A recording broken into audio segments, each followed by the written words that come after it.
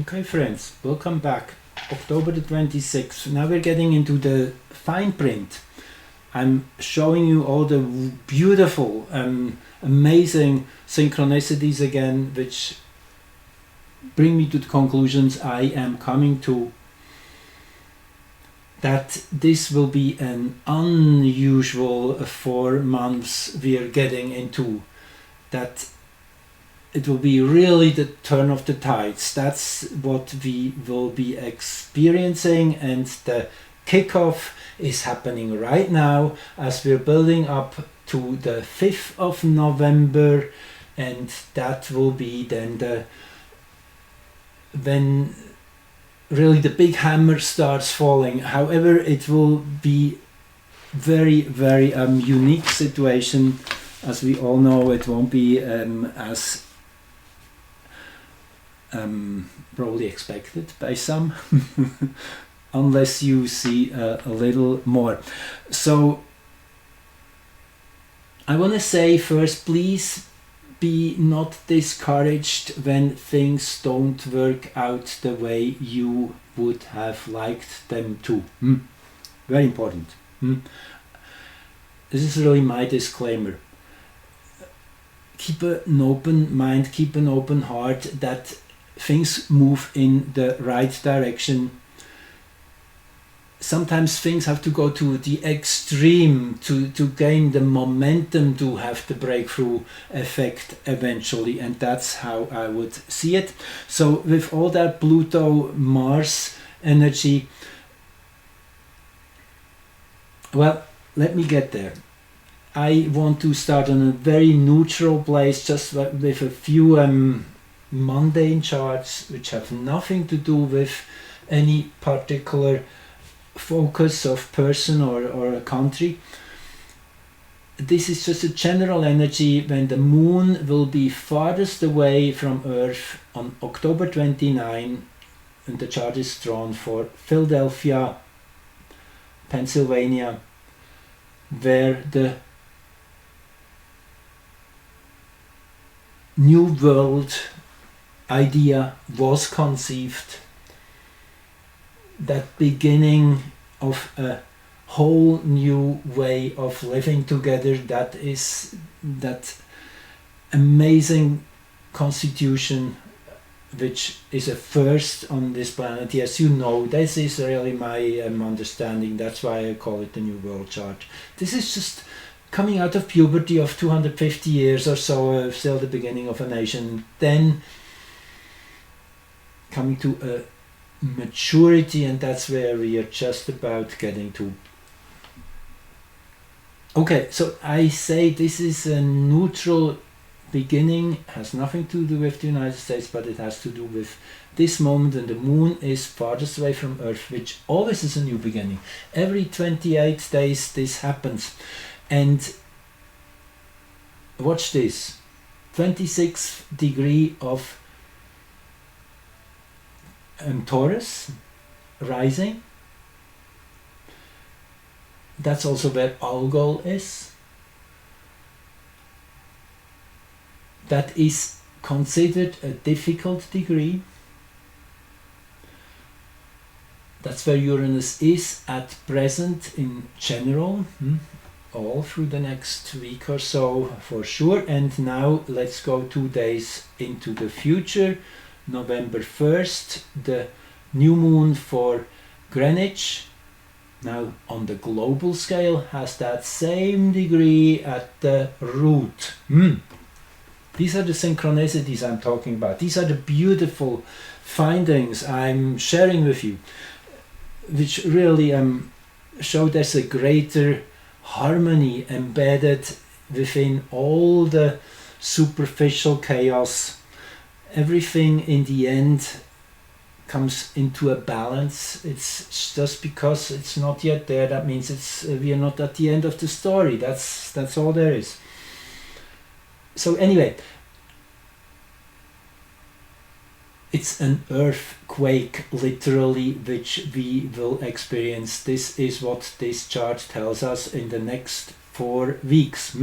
Everything will be shaken through and over and under. and within each whatever you call it, it will be a real reshuffling, and this is the same thing which shown here on a different level, more on the emotional side, versus this is more the general turn of events. The moon at its apogee is always indicating something deeply emotional naturally. Interesting that the part of fortune, this is this mirror point here, 27 degrees 35, is closely aligned with Hygeia. This is super auspicious. It shows, yes, it's worth all the confrontation. I mean, this is the eye of the Medusa. That's one of the names. It's a star which is going through radical differences in brightness.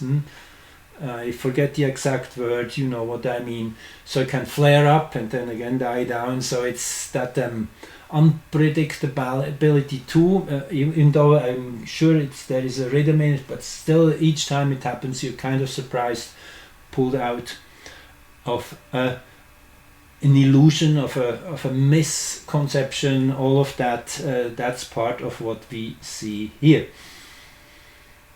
So anyway, this is just the energetics environment we are getting into as a nation in the United States, based on this Philadelphia chart, and on the global scale as based on the new moon chart.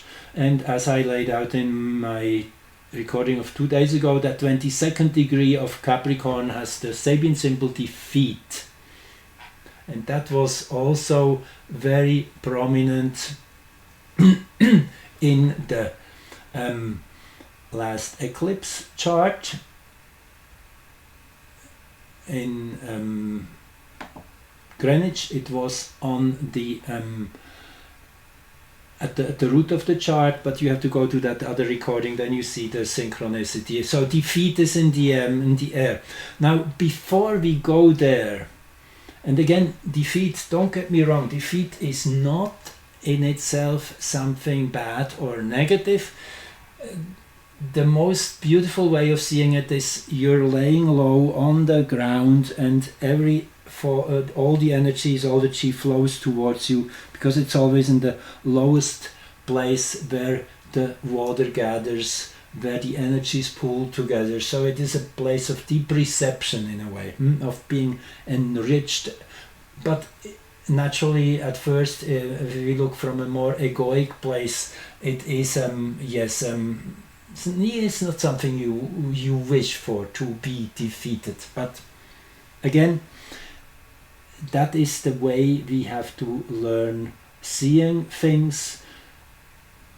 There's always many perspectives, many ways we can perceive reality. Just if we move maybe a couple feet over and think of standing in this other person's shoes, it will look very different.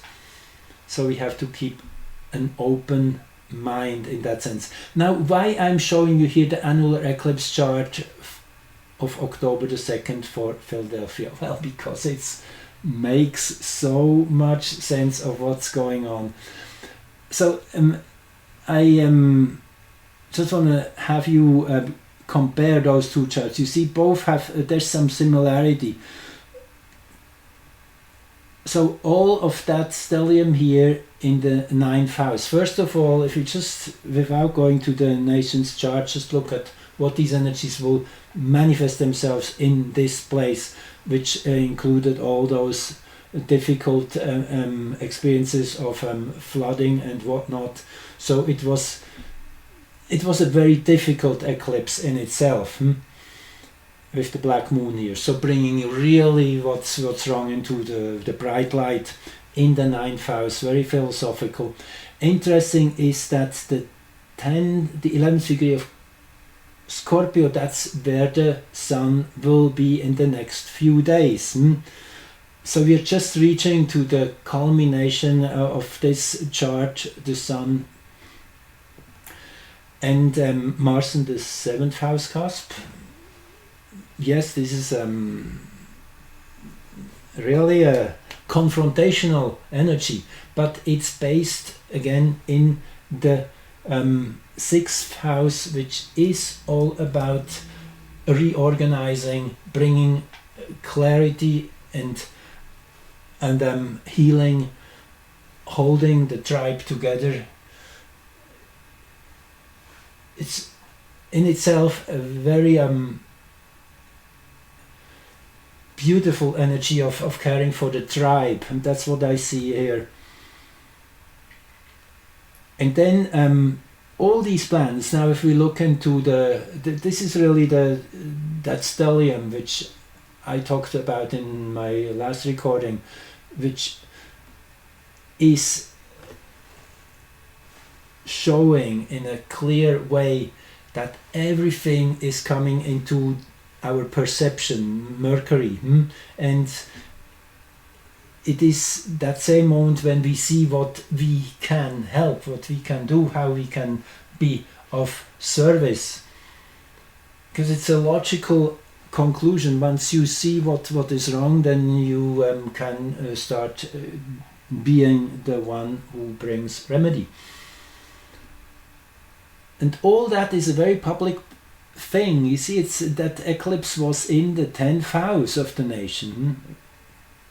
Yes, it's definitely something which has to do with the state or the government or whatnot, the authority.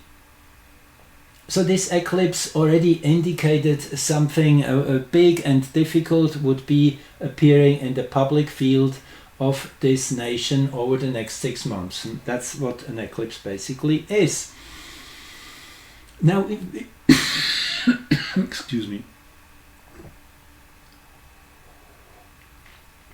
Now, if we look into the midpoint chart between this chart, the annular eclipse, and the base chart, then we get this. Now, this is a technique I really have developed quite all by myself. I mean, it's based on the idea that if you want to do a relationship chart of two people, then you take the space-time midpoint of their two births, which is named after the English astrologer Ronald Davison, who first was devising this technique. Brilliant technique. It shows literally how two moments in time, how they meet in that one single point, point, like spheres around a space-time anchor point. And there's one point where these two spheres touch and meet. That is the midpoint. So in a way, this chart here shows you how this eclipse impact will be on America. What we can expect to come out of it. And yes, look at this, Saturn-Neptune opposition. And Saturn is moving backwards, meaning it comes out of the exact opposition. But it's in that state of going backwards. That means there will be a third option, a third time when then in a forward motion, because naturally Saturn is faster than Neptune, quite a bit faster, 29 years once around the Sun versus 165. So Saturn eventually a few months later will again a third time oppose Neptune. So each of these oppositions has therefore a different tone. That second one, which is indicated here, is the time when the problem gets clearly visible, when things are unraveled. The first one is kind of head on into the situation and you don't know what happens. The second one, the retrograde, is when you start understanding what happened. And the third one, which is still a few months away here in these midpoints, is when then we know what to do as a remedy to bring these energies back into balance. That's basically the principle here. Now, just this alone, this opposition alone, tells us that yes, this is a time of revelations. Saturn is unmasking Neptune. Particularly Saturn on the ascendant is always a time of recluse, of restructuring.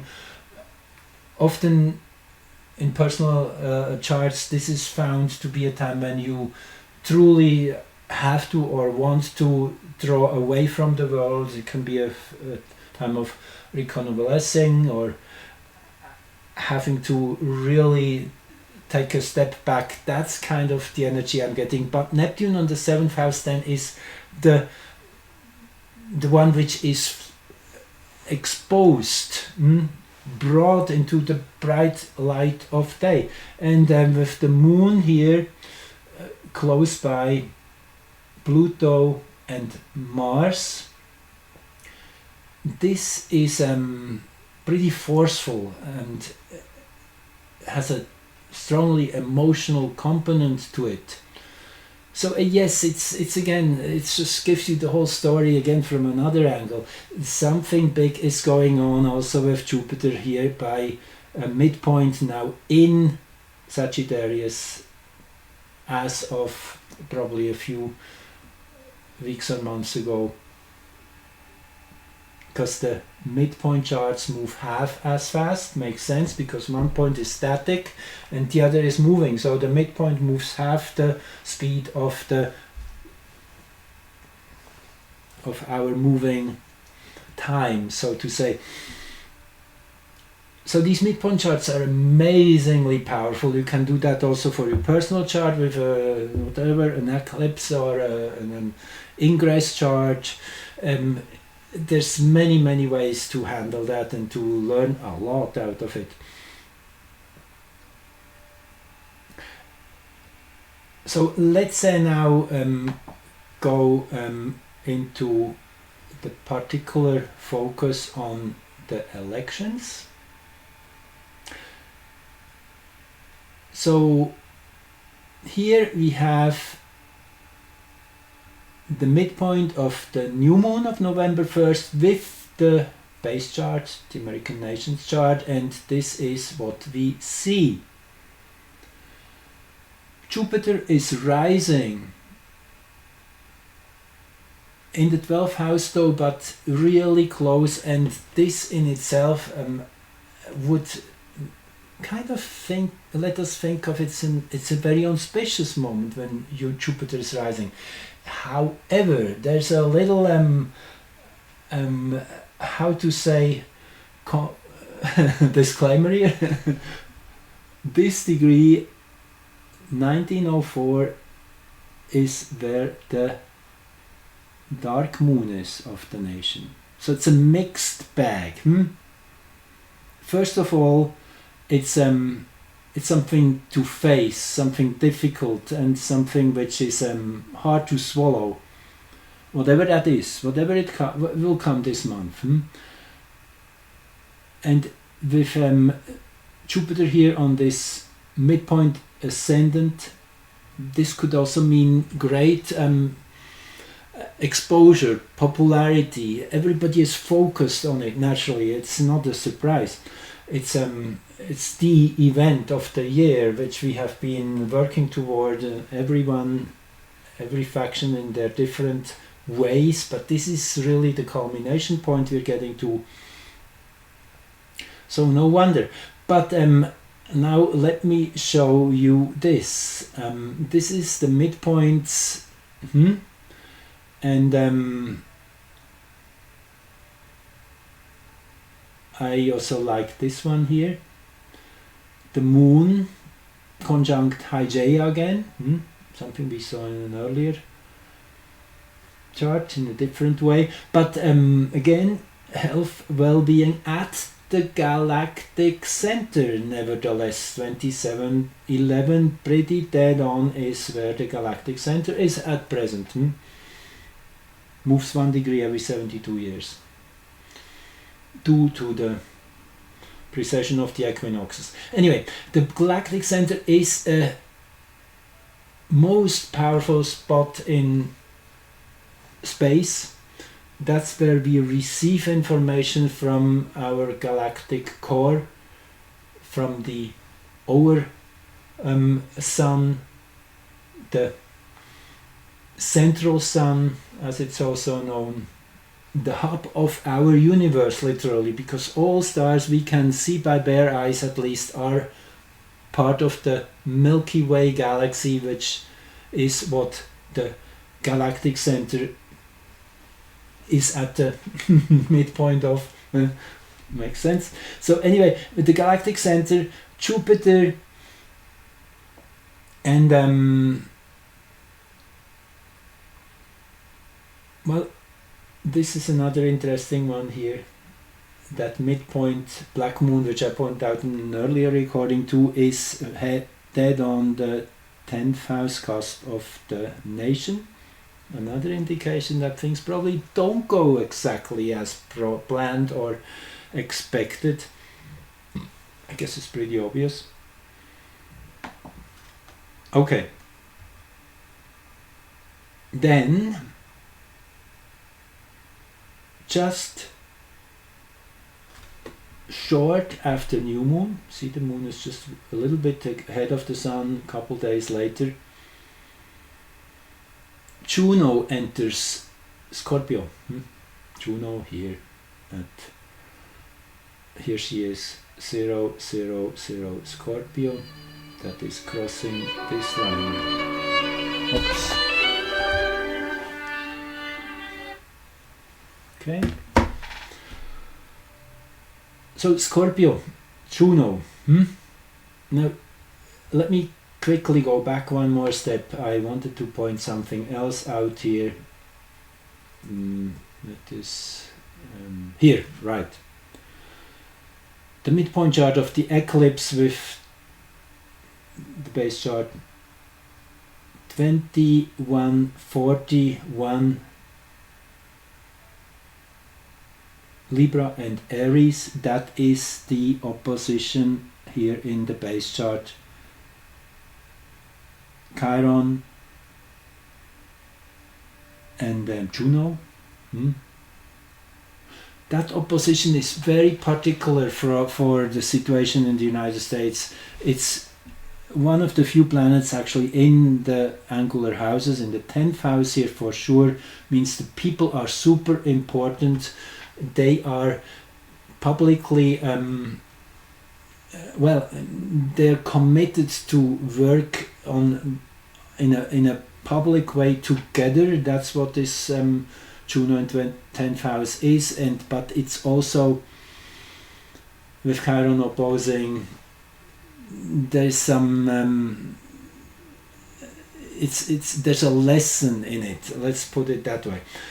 And the lesson is that we are intentionally divided from one another.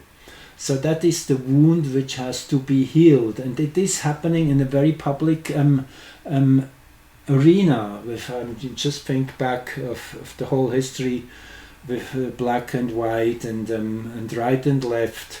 It is always really also very strongly in the world's view. Everybody can see it now. Juno has an important role to play. Actually, when Juno was exactly at midheaven, and yeah, I want to show you this chart because again it speaks so much for this time Dane Rudyard had chosen as the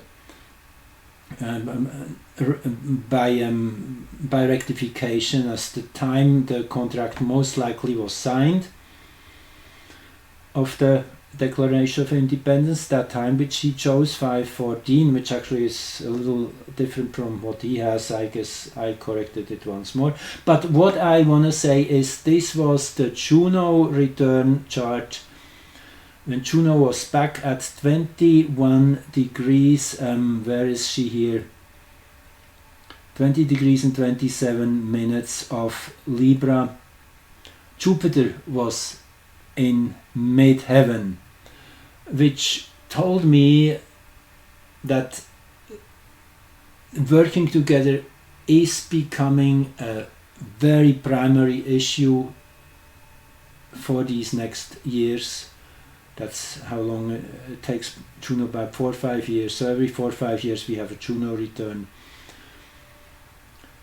And that it will be a spiritual expansion which comes with Jupiter here stationary at the time, just 2 days prior to then coming to complete stillstand and moving backward. That's when planets are most important, most potent. That's the word I wanted to say. The slower something moves, the greater its impact in a way. So this was definitely an interesting indicator that it would get to, the people would get much more importance in the sense how they work together, and it's a very spiritual motivation which is behind of finding unity, coming to a place where we all appreciate, love one another, with Vesta here. That's the higher aim, to meet, to come together. Beautiful. Anyway, I'm making a detour here, but I wanted to include this chart quickly because it explains again so much. That this moment then, when this eclipse had its main impact, the midpoints favored this Juno Chiron opposition, brought it to full light. So it is really the time to heal that wound of division. I guess that's the obvious part in the political spectrum now, that we really come together and see it's neither this nor that. It's really bring power back to the people, and we don't need those labels. Just bring on to if you want to keep the system going, bring on to really seasoned individuals who don't come from a place of domination, but of merit, and let them compete of who will be the chosen one, if we want to keep that system at all. So now, okay, I'm moving slow here, sorry. But I had to really build the base here, why I think Juno entering Scorpio is so important. That will be on Sunday early morning. Here again, 0000. And well, there's several things which stand out here again. Jupiter here in the base chart, 556 Cancer, again right at midheaven. Another indication that this is a favorable chart. It might lead us into the deep underground. That's what Scorpio is all about. And the North Node here at the 7th house cusp, yes, it's about meeting one another. That is beautiful. With the Moon in the 1st degree of Sagittarius coming out of a conjunction with Mercury, that is always a very beautiful meeting, when the emotions and our perception are aligned with each other, when we understand why we have certain emotions, why we are able to handle things we do. It is beautiful energy in Sagittarius, again very philosophical and with a far perspective, seeing the bigger picture, wanting to learn, wanting to expand. A fire sign Sagittarius is, so that's also lots of enthusiasm. It's Jupiter's sign after all, Jupiter up in the 9th house. Yes, again, it's about some greater future we all are moving toward. And then not even mentioning this beautiful mystic rectangle, Moon, Pluto,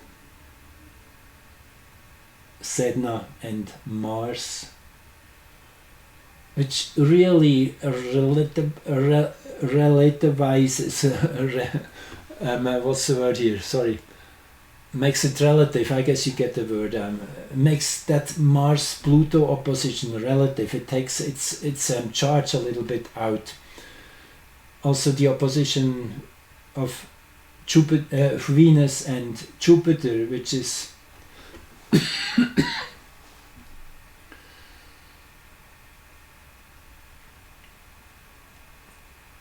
which is 40 degrees apart they are, and the midpoint actually is the eclipse degrees at 10 degrees and 2 minutes of Libra.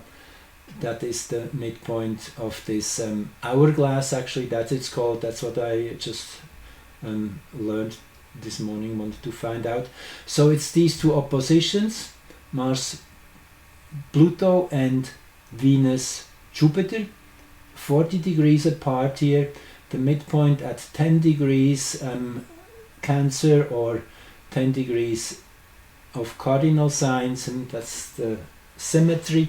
And yes, that is where we have here is it once more, the annular eclipse. That's where it had its strongest imprint, 1003.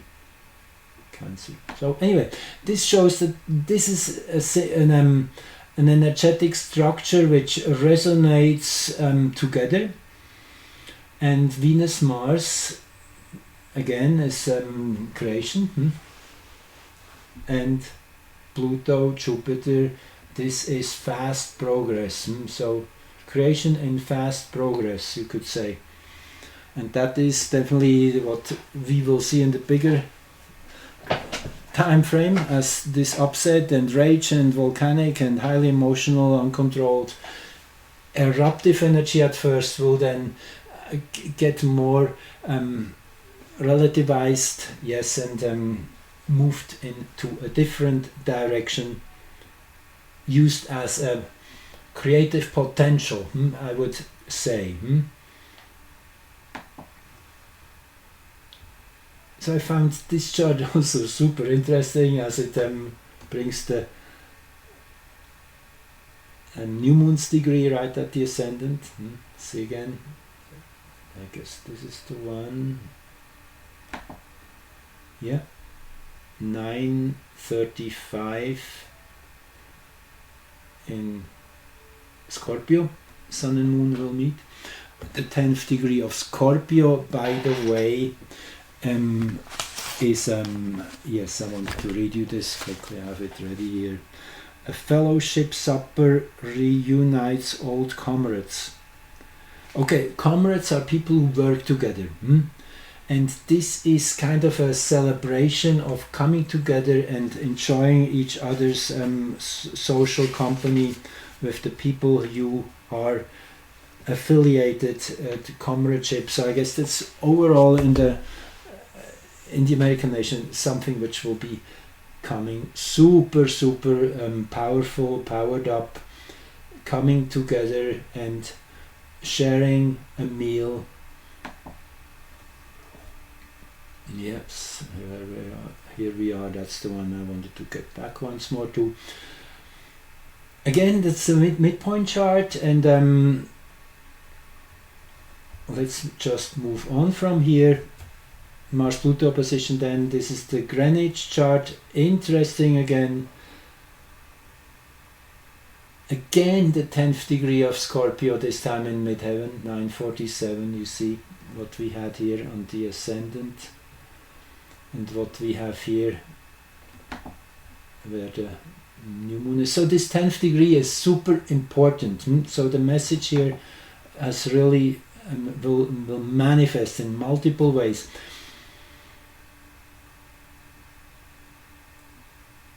Okay, look at this now here. When Mars and Pluto are exactly opposed, the Moon is at 3 degrees and 12 minutes in Sag. And when we go to this chart here, the new Moon with the base chart has a 3 degrees Sag rising. Okay, let me explain what I mean. What is experienced in the American nation over the next 4 weeks will be expansive, very expansive, and it will be linked to that powerful force of Mars and Pluto working together and expressing their frustration and their outrage. This is really what will set the nation in motion, and even more so as the Sun at that moment when Mars and Pluto are exactly opposing one another. It's just at sunrise. I mean, this is a very, very special moment, as you obviously can see.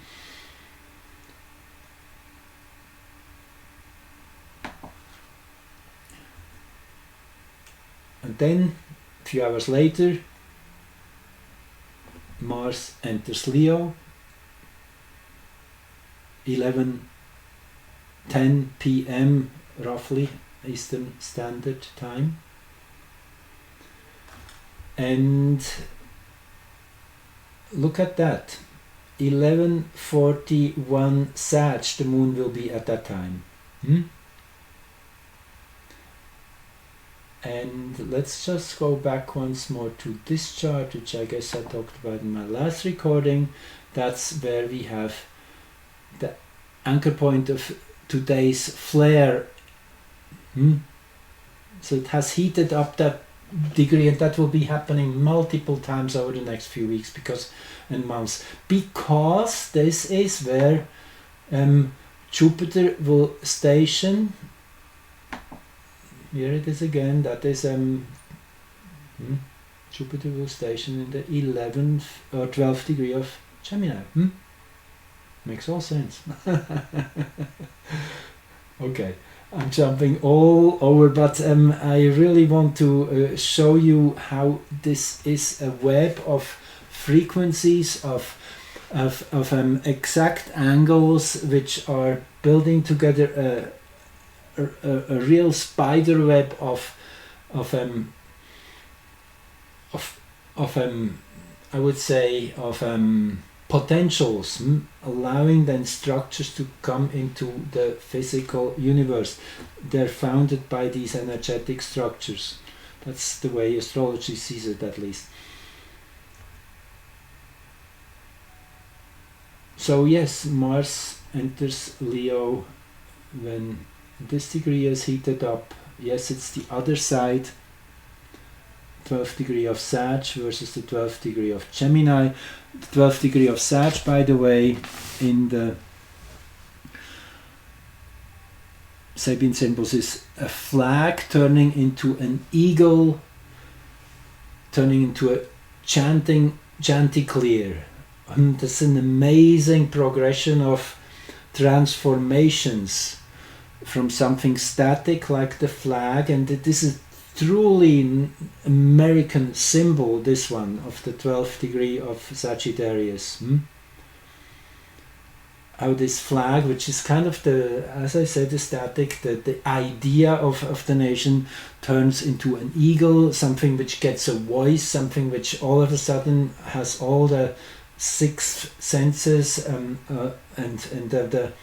the intelligence to act from, and then eventually changing again, transforming into a higher level of a singing chanticleer, which has no other intention than to enjoy itself and to welcome the new day. So this is a powerful, powerful degree.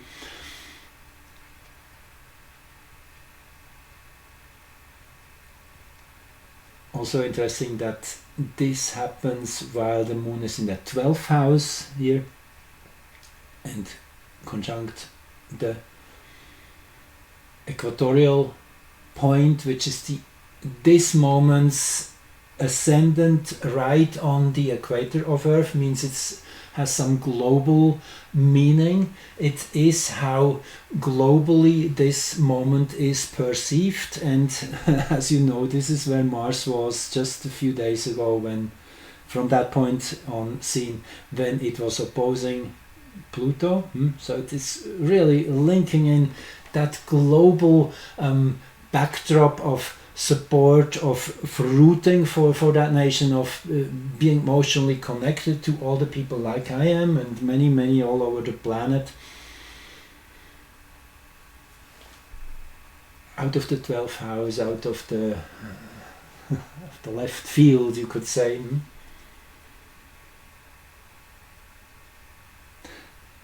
Let me see what else I have lined up. We're getting closer to the end here.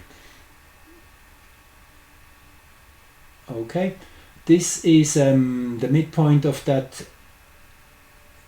chart. Mars enters Leo. We just looked at this one here again with the base chart, and the moon here exactly at the 10th house cusp, actually still a little bit or already a little bit in the 9th house, I should say, because this is the way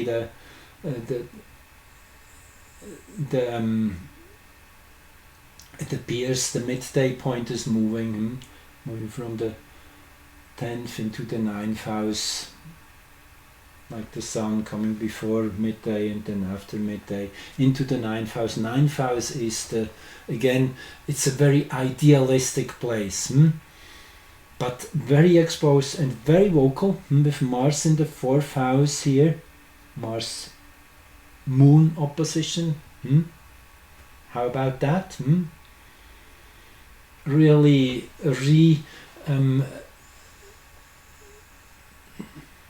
again showing how courage and the ability to overcome the fear of compliance, of being just under the radar, of wanting to get away with life in a normal way. No, we cannot do that anymore. We have to become outspoken and clear and direct and uncompromising in that sense. Yes, coming from a place of heart, of unity, of love, of wanting to help and heal. That is all which matters. If you're coming from that place, then every action will be right. And on that note, the opposite of courage is compliance. Period. Okay, so yes, be ready to say no. Very, very important. As I pointed out, this is Maki Maki's theme. We get to Maki Maki. I'm still holding that recording. In my mind, I want to do that soon. This is the same chart we looked at before, which we had here for Philadelphia, where this theme is anchored. You see also the sun here in the T-square with the ascendant. So that is really where this Mars-Pluto energy, or Mars-Leo energy, sorry, will be mostly manifesting. And again, to repeat myself, that Mars will be stationing at 7 degrees Leo on December the 6th, right on the nation's north node. And that north node being in a perfect sextile, or trine, right? A trine, 120 degree angle here from the transiting nodes. So yet another empowerment of, yes, you're doing the right thing. This is the track to go on. Be bold, be bright, like the sun at midday. That's what Leo is.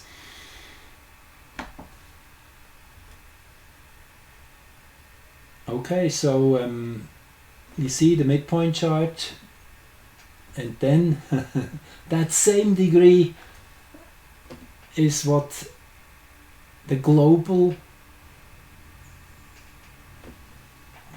perception of that moment is when Mars enters Leo. So again, there's this synchronicity that the whole planet as one is falling in line with how the American people will be able to express themselves in this energy. And that's what it basically means.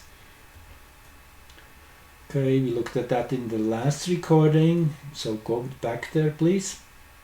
Super interesting chart. And this one we looked at too, again the 11th, 12th degree of Gemini. And the last two charts I want to show you is the Chiron return, that is the third one the nation will have. That means Chiron here at 20 degrees and 8 minutes, you see that is exactly that degree. That will be the third time Chiron will be at that degree, which is the conclusive moment. And what I want to show you here is again that.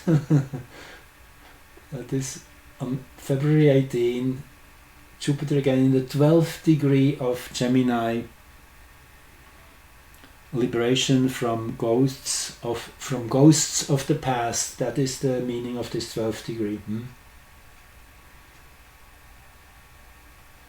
And last but not least, well, I guess that's it. Yeah. Okay, thanks for joining, listening, and hearing all my explanations. And I'm super excited. And really, don't fall into sadness or upset. It's really not necessary. This is a necessary detour if you want. And by March, and yes, that's the last one I really wanted to show you. Now I remember, just bear with me, I just have to pull it up quickly.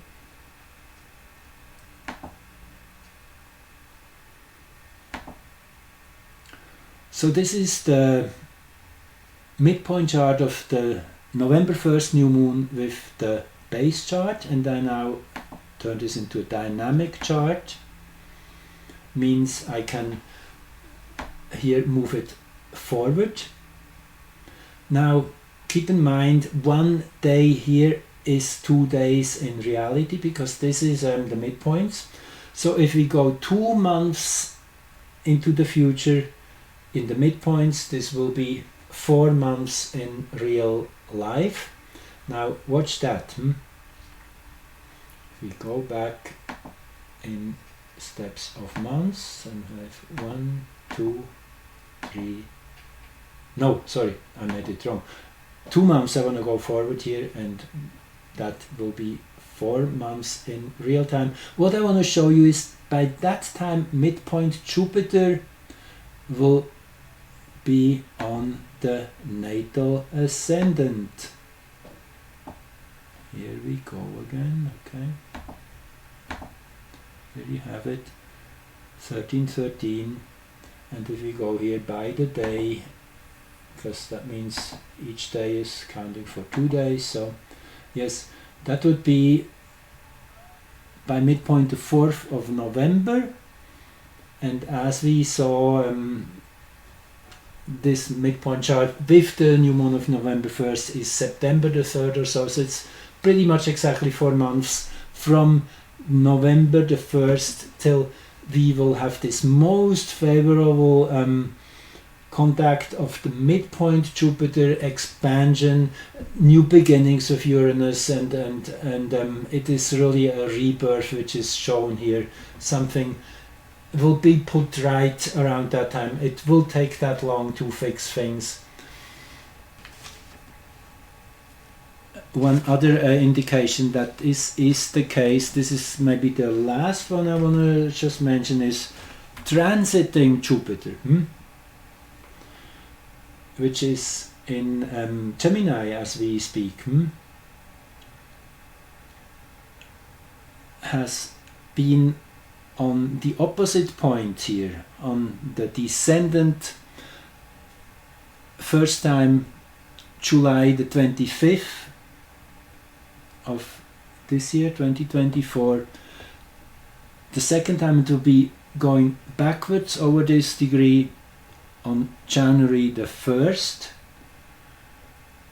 which will be again in the middle of that Mars retrograde period, which is kind of the moment also of understanding what is really wrong and how can we remedy it, which is a moment of coming together, of deep inner alignment with Jupiter here, of enjoyment of company, understanding the greater picture Jupiter brings in. And then the third time it will be here on this degree on March the 11th, 2025. That is around the time, as I say, I'm expecting resolution. So it's complex, it's amazing, and let's just do the best with it and be bright, bold and strong. Say no if that is what your deeper inner self wants to do. And that's all there is. Be strong, be bold, be bright. Thank you for being here. Love you all. Bye bye.